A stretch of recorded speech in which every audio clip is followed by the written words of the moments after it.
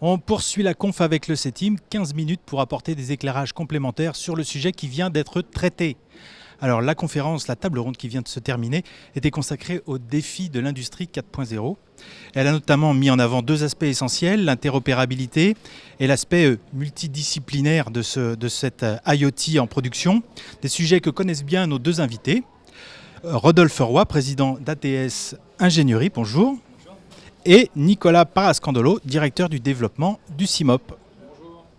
Allez, on démarre tout de suite dans le vif du sujet. Rodolphe Roy, vous, l'industrie 4.0, vous connaissez bien. Et vous êtes d'ailleurs une sorte d'ambassadeur, puisque vous faites partie d'un collectif qui s'appelle Collectif Continuité Numérique. Qu'est-ce que c'est ? Alors, merci déjà de m'avoir invité. Très heureux d'être là en vrai, en physique. Ça fait du bien d'être sur un salon. Effectivement, on peut tous se rencontrer. Et puis, à ceux qui n'ont pas la chance de pouvoir être là, très heureux de pouvoir discuter, échanger sur ces sujets. ATS, c'est une PME industrielle, 200 personnes, 18 millions d'euros de chiffre. Nous faisons grandir les usines qui font grandir les hommes et les femmes dans les usines. Nous sommes ingénieristes, nous sommes offreurs de solutions, industrie du futur. Et en fait, il y a 3 ans, j'ai décidé d'accélérer mon entreprise. Je fais partie d'un programme d'accélérateur de PME via BPI. Et puis, une des grandes phases d'accélération a été d'accompagner ma propre transformation digitale. Avec une ambition derrière, c'est d'accompagner la transformation digitale de l'industrie en général, de mes clients, PME, ETI ou grands donneurs d'ordre de l'industrie. Sauf que ça, je n'allais pas le faire tout seul. Et donc, il a fallu être accompagné par des grands acteurs du monde de l'OT, du monde de l'IT. Et ces grands acteurs, j'en ai rencontré un certain nombre. Très simplement, il y a 3 ans de ça, à Hanovre, à la Hannover Messe. Et ces grands acteurs, en fait, sont un collectif. Le collectif de la continuité numérique.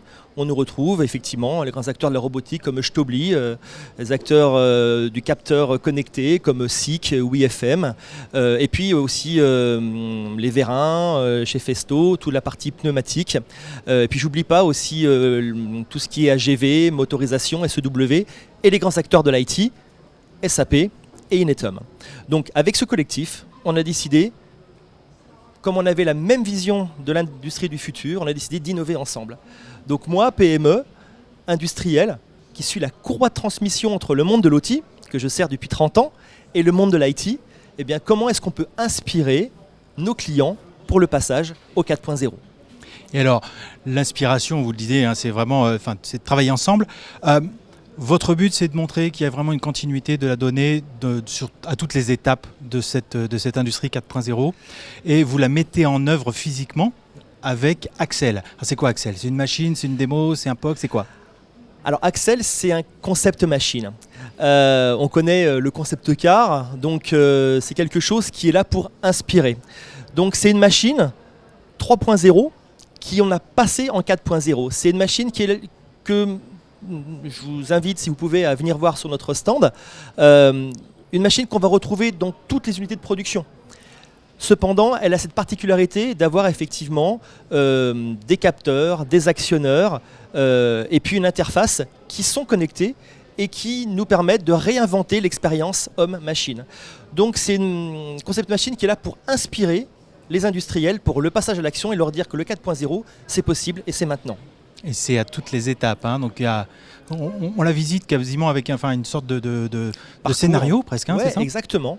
C'est-à-dire qu'en fait, c'est une machine qui va s'adapter à son utilisateur. C'est-à-dire qu'on soit opérateur de production, opérateur de maintenance, conducteur de ligne, responsable de production, directeur d'usine, on a tous des attentes différentes sur la data.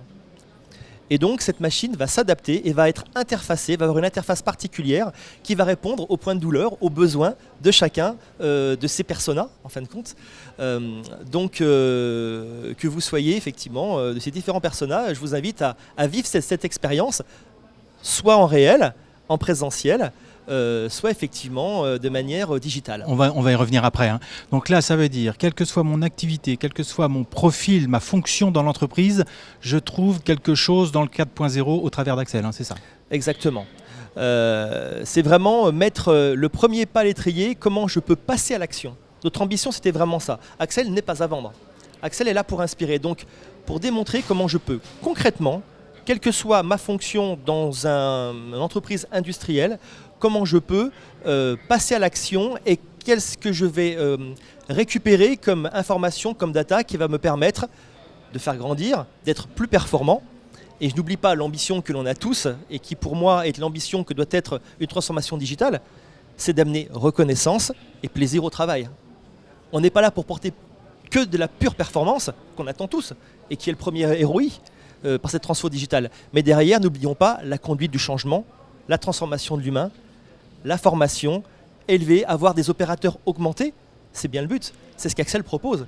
D'un simple opérateur de production, être capable de faire par exemple des opérations de maintenance premier niveau de manière simple, presque ludique, en toute sécurité, par effectivement toute l'expérience que propose Axel. Alors si on veut voir ce que peut nous apporter le 4.0 à toutes les étapes du processus et pour toutes les fonctions, on va voir Axel. Alors, on peut la voir sur le salon Global Industrie 2021, mais on peut aussi la voir de façon digitale. Effectivement, il a fallu s'adapter. On a vécu une année et demie où c'était très compliqué de pouvoir, je dirais, avoir une expérience physique avec Axel. Donc nous aussi, on s'est très vite réadapté et on propose une expérience numérique, une immersion totale pour pouvoir visiter et pouvoir vivre l'expérience Axel. Donc directement on prend rendez-vous et on peut comme ça, avec une équipe, faire vivre une expérience en immersion totale en 3D. Et puis il est aussi possible de voir Axel tout au long de l'année. Elle sera exposée ou dans nos murs ou au 19e étage de la tour SAP à Paris. C'est voilà, une expérience avec vue sur la tour Eiffel. Alors, c'est un double plaisir. Axel le montre, les défis de la IoT, c'est notamment de faire discuter les machines pour pouvoir tirer de la valeur de la donnée. Nicolas Parascandolo, quand on parle d'industrie 4.0, d'interopérabilité, ça c'est un aspect qui est crucial. C'est quoi les enjeux de l'interopérabilité? Qu'est-ce que c'est dur à dire? Oui, c'est dur à dire, mais les enjeux, c'est de faire communiquer les machines entre elles. Donc on voit depuis un certain nombre d'années tous les développements possibles et les nouveaux services qui vont être proposés par, je dirais, l'industrie du futur. On l'appelle industrie du futur ou industrie 4.0, c'est la même. C'est la capacité de notre industrie de bénéficier de ces nouvelles technologies, notamment basées sur la data, et de pouvoir proposer des nouveaux services au secteur client. La difficulté dont on est en train de se rendre compte, c'est que les machines ont des process et des langages qui sont complexes, parce que c'est des machines de process industriels qui sont complexes. Donc elles ont des langages qui sont pas simples et pour la plupart du temps qui ne communiquent pas, qui sont privés et qui ne communiquent pas forcément facilement vers l'extérieur.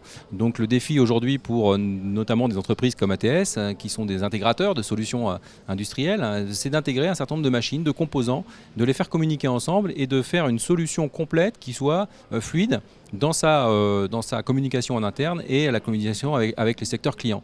Et donc pour ça, on a besoin d'interopérabilité, ce fameux terme qui permet simplement de résumer des langages communs ou de mettre en place des langages communs pour que ces machines puissent communiquer entre elles facilement. Et alors, un langage commun, un protocole, il y en a un qui est en pleine construction, là, qui est même en phase de finalisation, je veux dire, c'est Umati. Vous êtes engagé dans ce process? Alors l'industrie a majoritairement fait confiance au langage OPCUA, qui est un langage de norme, un standard qui permet de lisser les communications les unes par rapport aux autres, et de faire de l'interopérabilité entre ces données-là.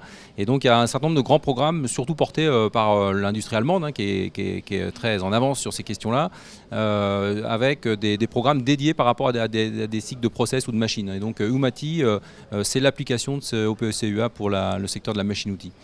Et ça se fait en France, notamment en France. Alors ça se fait notamment en France, c'est-à-dire qu'il y a un langage commun qui se met en place au niveau international, surtout porté par l'Allemagne une nouvelle fois. Et puis l'enjeu pour l'industrie française, c'est de ne pas rater le démarrage, de bien intégrer ces nouveaux protocoles de communication, de les intégrer dans les machines et puis de les imposer aussi d'une certaine forme au marché, pour que ça devienne la référence et le standard admis par tous.